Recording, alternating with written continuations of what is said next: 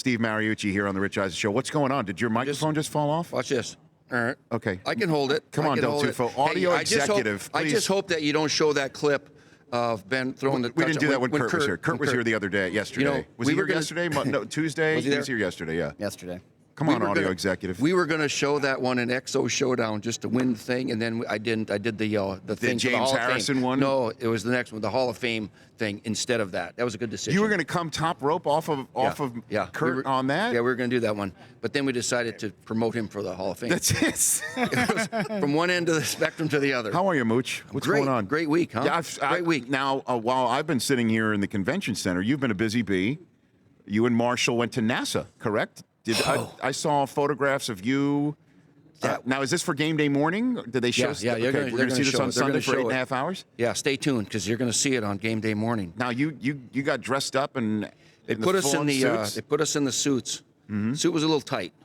No. And astronauts, I don't know if they're real big guys. I mean, they fit in those spaces, those small spaces. They get 7 of them in there. Right. But we went in the space shuttle. We drove around in that SEV rover, not SUV, SEV, and on the rocks and everything.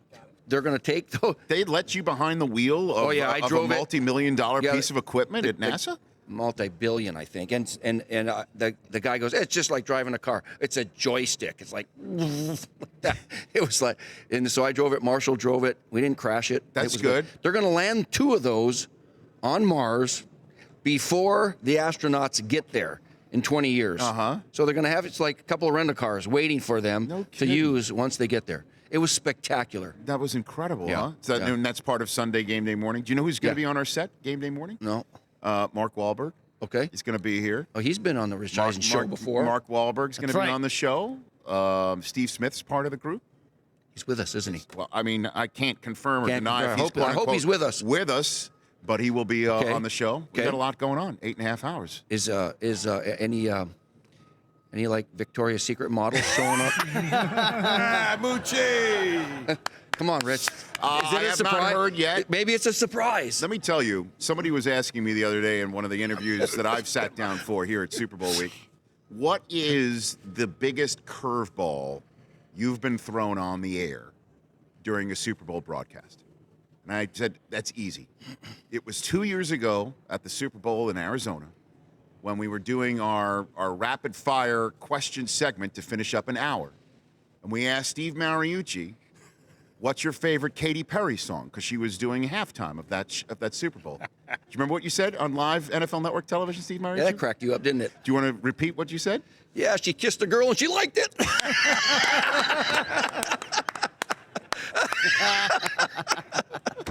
Yeah. That's what you said? I couldn't get that out of my mind. It's like...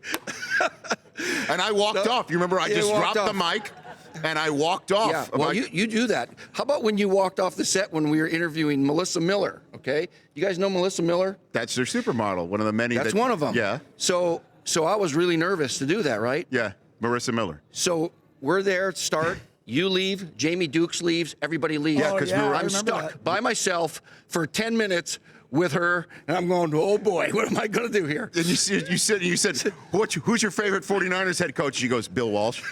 And then you asked, who's your second favorite? George Seifert. She didn't even know who I was. She didn't know who I was. Oh, man, I love you, Mooch. Steve Mariucci here on the Rich Eisen Show. I didn't provide the photograph to our control room, but you have on your phone a photograph of Dan Quinn in your house years ago. I mean, you gave him his first career job in the NFL, right, Dan Quinn? So Steve? I had a quality control coaches are like an entry-level job. That's how I started. It's how Gruden started. A lot of guys start that way. Foot in the door job. Mm-hmm. And it's like kind of like a GA in college, right? You do everything, grunt stuff, film breakdown. All right, so I had a defensive job open, quality control. Dan Quinn applied for it. 50 people applied for it. A lot of guys I knew in the league that had coached in the league full-time wanted it. Anyway, I hired Dan Quinn. And because I just felt it was a good fit, you know, I didn't want a guy. What did you like about him? he was willing to, first of all, he's coming from Hofstra. They don't even have football anymore. No, they don't. And at small schools like that, you got to grind as a coach. You got to do everything. You know, you got to do everything. Mm-hmm. Sell popcorn, everything. And he was a guy that was like willing to grind 20 hours a day if he had to, learn like a sponge. And he had no ego, and he was going to just fit in easy. And I said, okay, good interview, blah, blah, blah. We interviewed 4 or 5 guys. I said, I will call you tomorrow one way or the other. And so we thought about it hard, and I said, you know what? I'm not going to go with the experienced guys. I'm going to go with this young kid because, you know what? Somebody gave me a chance. John Robinson gave me a chance with the Rams as a quality control coach at 85. I made nothing. I got lunch. That's all I got. Okay? That's how I got started. And I said, you know what? Somebody needs to give this kid a chance in the NFL, get him started in the NFL. And I got a feeling he's going to work his butt off. So I said, I'll call you tomorrow. I called him like late at night because I couldn't decide. And he answered the phone. And I said, it's Coach Mariucci. He goes, hi, Coach. How you doing? I said, let me talk to Stacy. That's his wife. Let me talk to your wife. He goes, what? Here. I said, Stace, are you guys willing to move to the left coast from back there where they were settled in, very comfortable, doing well, and move to a place that's foreign to you? Are you going to be okay with that? Because I want you to be happy, not just Dan. I want you to sign off on this too.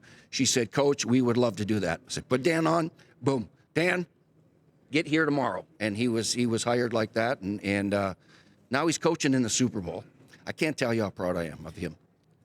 And yeah, It's awesome. Folks clapping for it. Why not?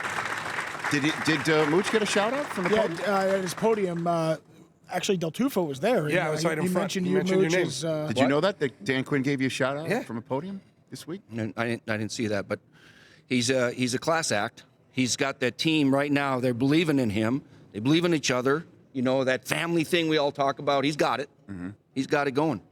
So it's really fun. Well, I want to take a break here on the Rich Eisen Show, and when we come back, I'm going to get your 2 cents to wrap up this show here on this day in Houston about what you think is going to happen in Super Bowl 51. All right. Since you are, I do believe, leading the post-season picks contest. Who won the regular season? That would be me high-stepping like Deion Sanders from the 20-yard line. But what this I is did. the postseason. I Now know turn that. the page. Okay, turn the page. This is where it matters. Right? Again, Steve Mariucci is here. Use the hashtag RESB51. You can share all of your Super Bowl week shenanigans with us and the world, because when you use that hashtag, it runs right through our Rich Eisen Show app and website. Join us on the Audience Network, the radio on the app, and the Rich Eisen Show website, richeisenshow.com. Back with Steve Mariucci once again, and for our television-only segment, we will review the most viral video of our week and how it it will wind up with Steve Mariucci getting a parting gift from the Rich Eisen Show that you will love. Rich, Steve Mariucci hanging with us here. Rich, I have a MyPillow. I swear to God, I have 4 of them. You love him, right? Yeah, they're awesome. Look at you. Got them up at the home and down in Del Mar. You've got them in both spots. Both spots. Got to have them. My pillows, Mooch pillows everywhere. Yeah. Look at that. I didn't even know that before. Want to thank Le'Veon Bell, Emmanuel Sanders, Josh Norman, Terry Crews, Howie Long, Brian Billick, Joe Buck, Terrell Davis, Dan Marino, and you, Steve Mariucci. Tomorrow's show, Michael Strahan will be here. Same with Deion Sanders, Kyle Schwarber, Chris Berman, Derek Brooks, Drew Brees, Jim Kelly, and local favorite, one Justin James Watt, will be here on the Rich Eisen Show. I addressed the Houston audience for that whole thing right there. Well, let's hear about J.J. Watt, people. There you go.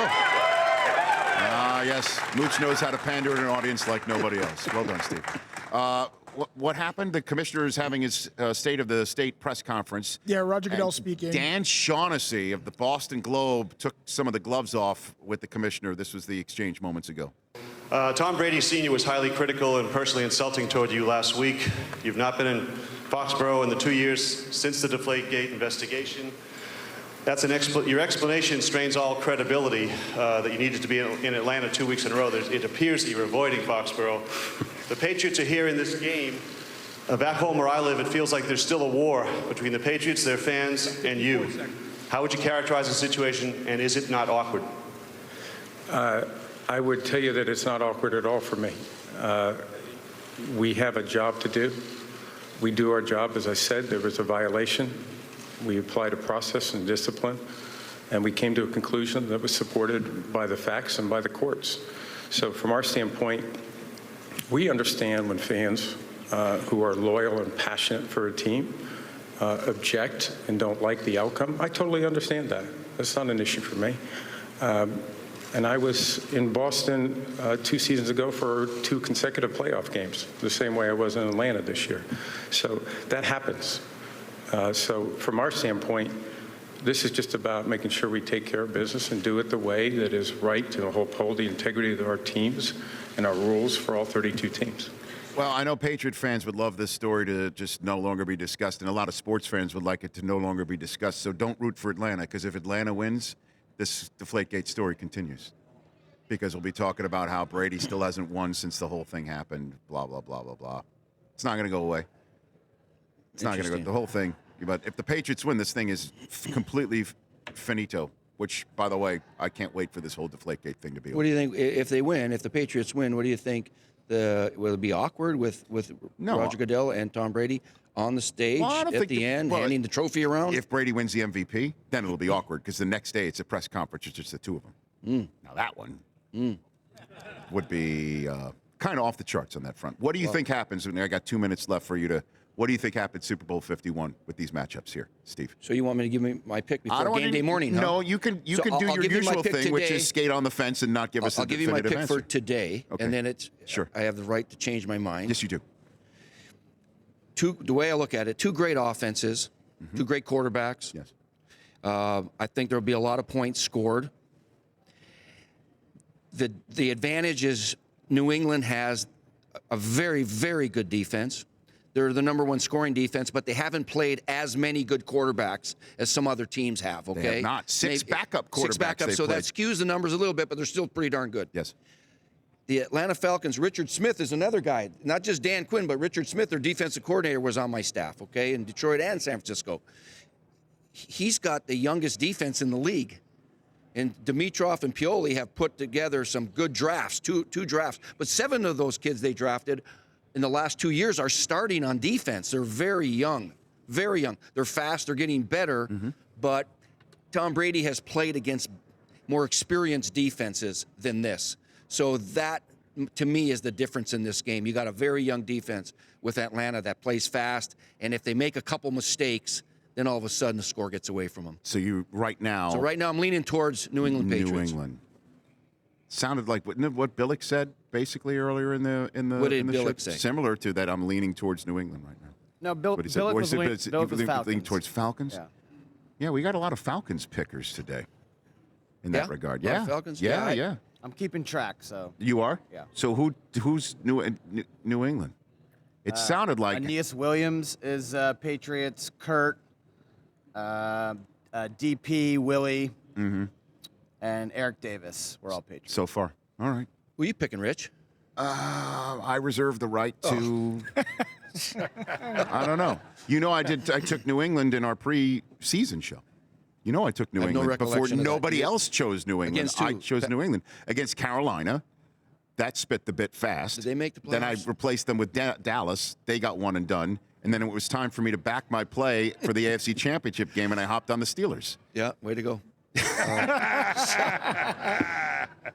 So is this your second year doing picks for us or first? First. I was right out of the God, it gate. seems like forever. So for 13 years, he wasn't allowed to do picks again. Just the analysts would pick the games, right? Because we're the experts. So now he's picking games, And I crushed all you. and he won. You think we're ever going to hear the end of it? No. Thankfully, I've got a show for 3 hours Beginner's to talk about luck. it. Thanks for coming on, Mooch. The Rich Eisen Show, weekdays at noon Eastern on Audience.